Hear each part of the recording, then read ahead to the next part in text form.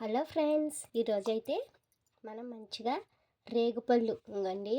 ఇవైతే 2 గిద్దలు, చిన్న గిద్ద ఉంటాయి కదా, అది 2 గిద్దలు తీసుకుని రేగుపళ్ళు కొనండి. ఇదైతే 50 రూపీస్ కాస్ట్ చేసాడు. ఇలాగ ఒక్కసారి వాటర్లో కడిగేసుకుని మంచిగా మనం రేగుపళ్ళుతో వడియాలు పెట్టుకుందామండి.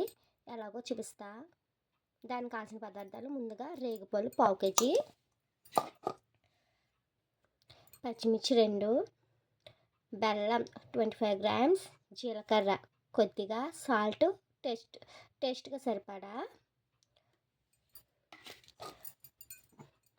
దంచుకోవటానికి రోలు. నా బుల్లి అదృష్ట దేవత అండి రోలు.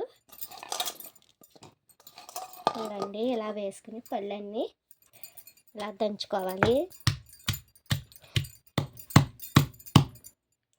ఇంకోండి, మనకైతే పచ్చగా దంచుకున్నాం కదా, ఇలా ఉంటుంది ముద్ద.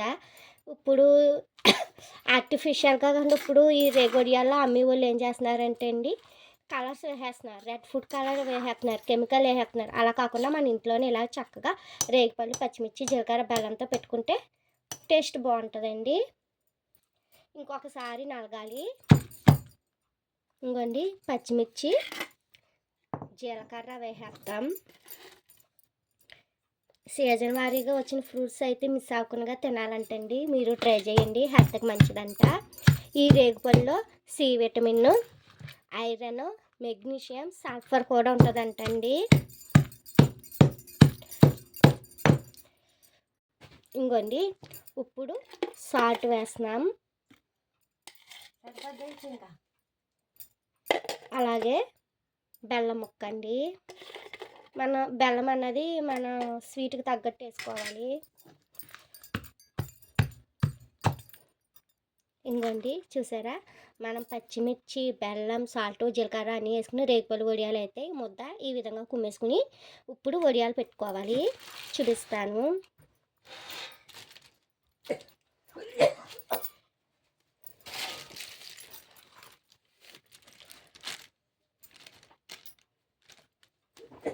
ఇంకోండి, ఇలాగా ఒక పాలిథిన్ కవర్ మీద పెట్టేసుకుని ఎండలో పెట్టేసుకున్నాక ఎండిపోయేదాకా ఉంచుకోవచ్చు, లేదా పచ్చిగా కూడా తినేవచ్చు. చాలా బాగుంటాయి. మీరు కూడా ట్రై చేసేయండి రేగుపళ్ళు వడియాలు.